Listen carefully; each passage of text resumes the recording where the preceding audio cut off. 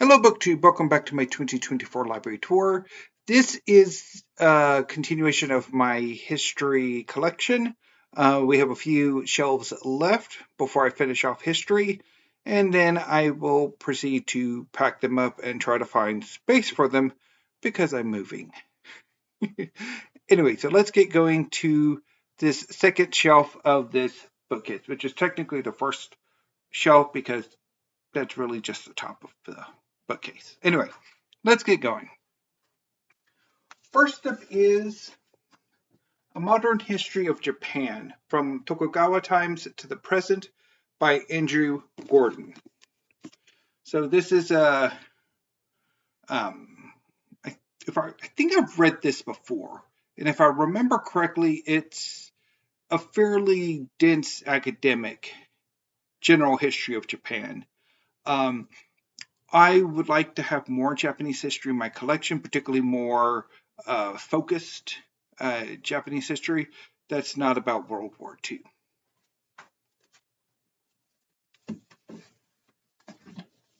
Next is A History of Venice by John Julius Norwich, that I picked up, probably about 20 years ago. I think I get this from a free library card from my university library. It's not in particularly good shape. There's this weird, I'm not entirely sure what the heck that is. And I've never, although it doesn't actually harm the reading experience all that much. So, never gotten around to this one. Next is Great Kingdoms of Africa, edited by John Parker. So this is a collection of chapters on various historic African kingdoms, including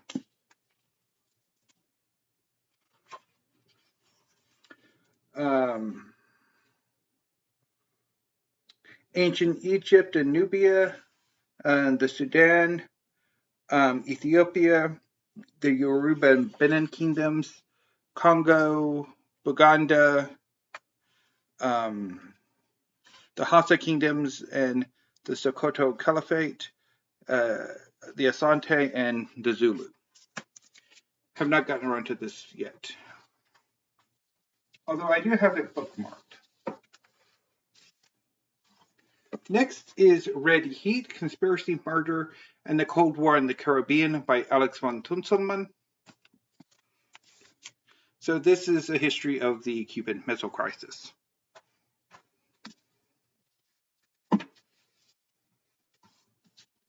Next is The Chinese Question, The Gold Rushes and Global Politics by Mei Nai.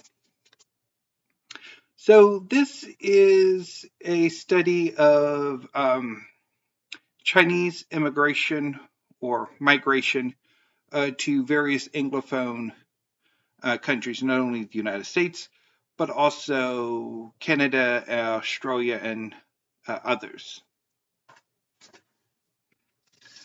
It was shortlisted for the 2022 Condell History Prize, which is why I picked it up, although I did not get on with it.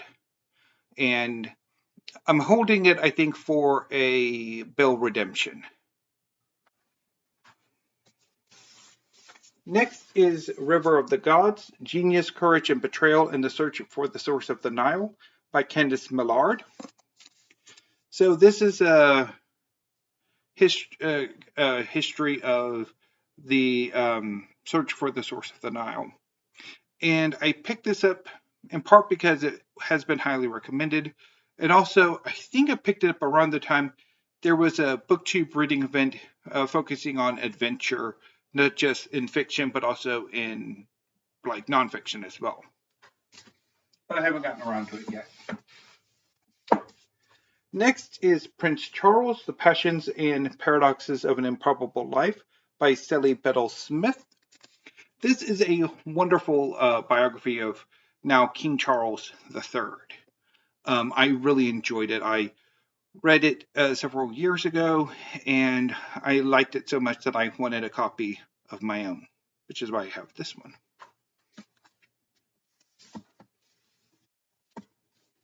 Next is The Emperor and the Elephant, Christians and Muslims in the Age of Charlemagne by Sam Otwell Soulsby.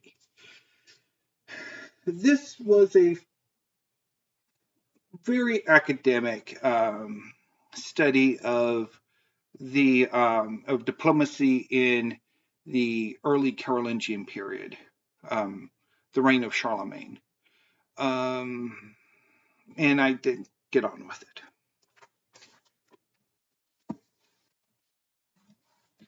Next is 1688, The First Modern Revolution by Steve Pincus.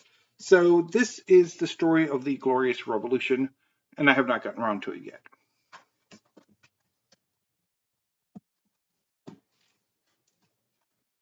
Next is The Iron Curtain, The Crushing of Eastern Europe, 1944 to 1956, by Anne Applebaum. So this is the story of, and it's a quite harrowing story of the sort of communist takeover of Eastern Europe in the aftermath of World War II. Basically, some of these Eastern European states and Central European states were occupied by the Soviets, and gradually the local communist parties were allowed to take over. Whether initially democratically or not, depends on the country, but I found it incredibly harrowing.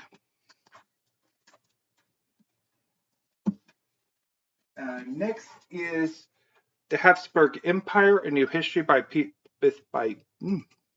Peter M. Judson.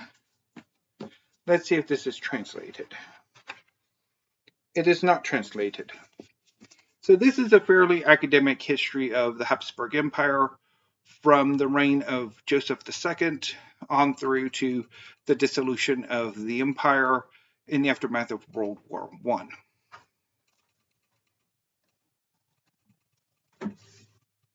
Speaking of the Habsburgs, I do have a dynasty biography, The Habsburgs to Rule the World by Martin Ready.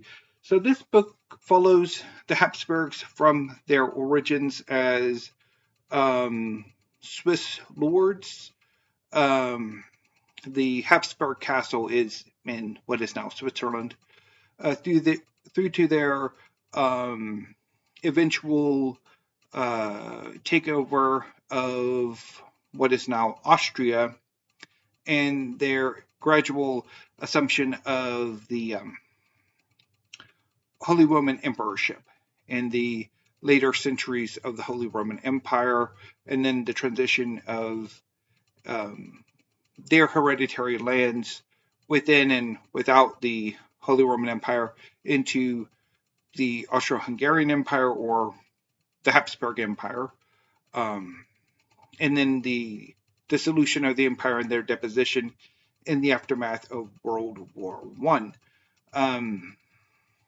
The book largely ends there. I don't remember if Righty looks at the family post their deposition, although to a degree that would be warranted because post deposition, the post deposition Habsburgs are quite interesting in their own right.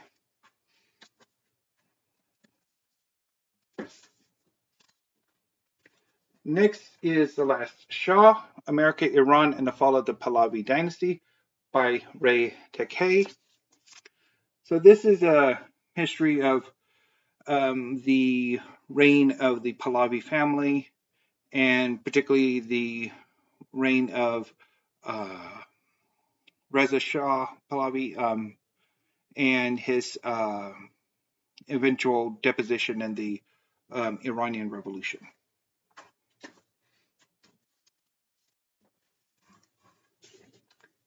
Next is Gay Life and Culture, A World History, edited by Robert Aldrich. So this is a a collection of chapters. Um, each each chapter focuses on a specific region or time period, and it's by a different author. So, for example, the first chapter is by Robert Aldrich. The second is by Charles Hupperts. The third by Bern Ulrich Hergmoller, and so on and so forth. Yeah, this is pretty good introduction to gay history. Next is A Survey of Historic Costume by Phyllis Tortora and Keith Eubank. So I picked this up largely for research purposes, so I can know what historic outfits were around when, although I haven't really picked it up, and it is in fairly rough shape. Well, it was in that shape when I bought it. I think I bought it from the Friends of the Library book sale. Next is David Reynolds' Island Stories, Britain and its History in the Age of Brexit. So this is a very interesting history of Britain during the 20th century and 21st century, and it is very interesting. I really enjoyed this. I really ought to come back and reread it at some point. So that concludes this shelf. In the next episode, I will be sitting down in the chair and doing the first of the final three um, shelves of my history collection. So until then, BookTube, thank you, have a great afternoon, and stay safe.